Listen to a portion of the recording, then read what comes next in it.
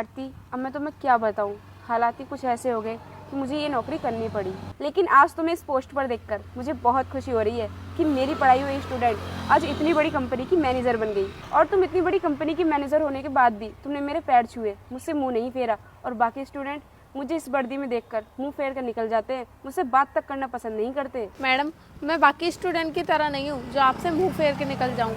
और आपने उस टाइम पे मेरी कितनी मदद की थी, मैं आपका एहसान कैसे भूल सकती हूँ। आरती, मैंने तुम्हारे ऊपर कोई एहसान नहीं किया था, मैंने तो सिर्फ टीचर होने का फर्ज निभाया था। और मैंने भी सोच लिया, जब मेरे पास इतने सारे बच्चे ट्यूशन पढ़ रहे हैं तो अगर एक बच्चा फ्री ट्यूशन पढ़ लेगा तो क्या ही हो जाएगा। और वैसे भी आरती, आज तुम जो कुछ भी हो अपनी मेहनत के दम पर हो, मैंने तो सिर्फ तुम्हारी थोड़ी सी मदद की थी। मैडम, कुछ भी हो, लेकिन मैं आपके उस एहसान को कभी भूल नहीं सकती।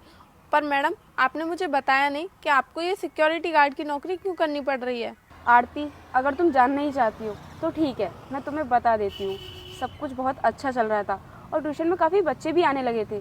लेकिन एक दिन अचानक से मेरे पति को हार्ट अटैक आ गया था और उस दिन से सब कुछ बदल गया। और घर पर उनकी देखभाल करने वाला भी कोई नहीं था, तो मुझे ही उनकी देखभाल करनी पड़ रही थी।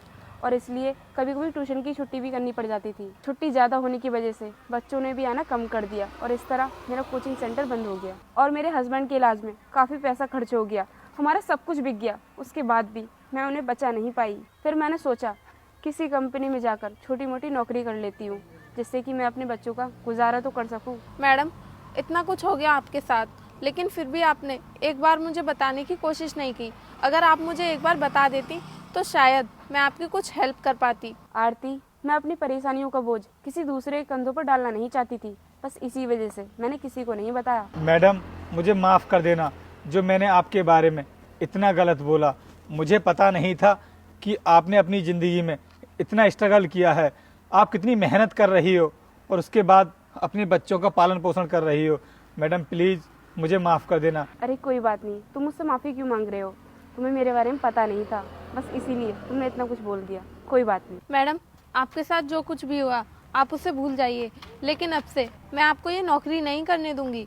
आप इतनी पढ़ी लिखी हो, आपको ये सिक्योरिटी गार्ड की नौकरी करना शोभा नहीं देता। इसलिए मैं आपको अपनी इस कंपनी में कोई ना कोई नौकरी जरूर दिलवा दूंगी। आप आइए मेरे साथ। अरे नहीं नहीं आरती, तुम्हें परेशानी उठाने की कोई ज़रूरत नहीं है, मैं इस काम में बहुत खुश हूँ। अरे नहीं नहीं मैडम, इसमें परेशानी वाली कौन सी बात है।